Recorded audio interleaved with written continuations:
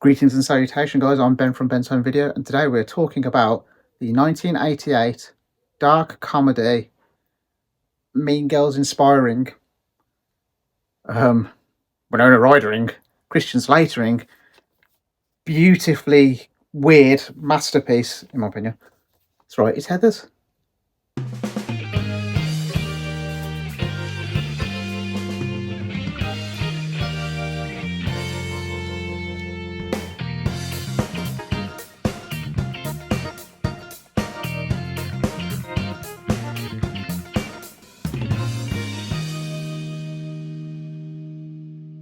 And as always, guys, you know I never asked you to like or subscribe to this channel, so don't even bother trying to get me to say it.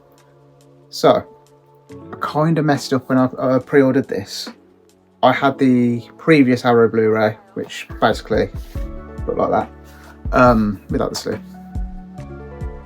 So I sold it when I pre-ordered this because I thought if I can get a bit of money back, it makes this cheaper. So I sold it for about 10 quid.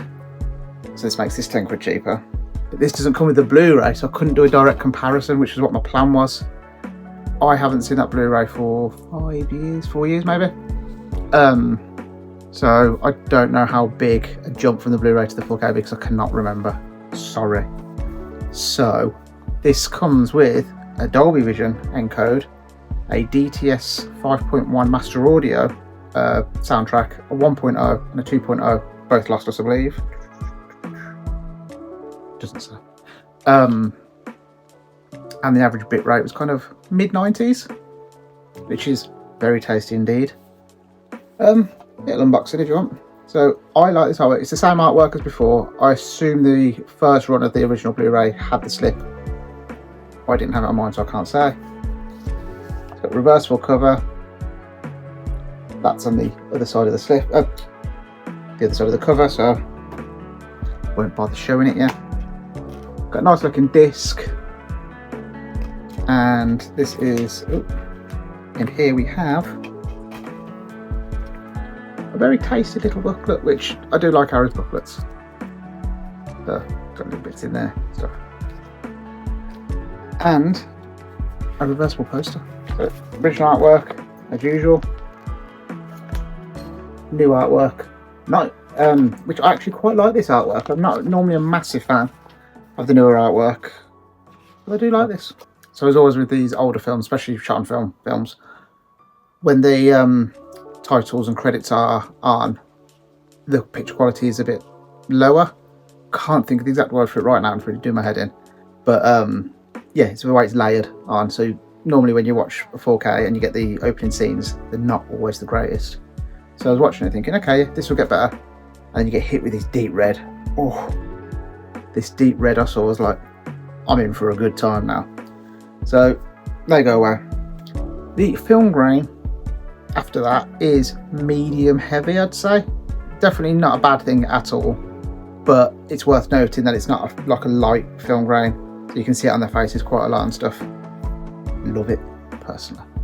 So as I said, I did get rid of the Blu-ray, which has annoyed me a little bit because I can't do the direct comparison. So I don't know how it looked before in this sense. It's quite soft at times, but I'm not sure that's intentional because it's got like a dreamlike feel to it, which would make sense with this film. So I don't know if that was intentional or not. Someone that knows more than me, please leave a comment and tell me I'm wrong or right. Right, definitely, you know. Overall, I'd say the colours on this are lovely. Primaries are beautiful. Your red, your blue, your greens. They just look beautiful.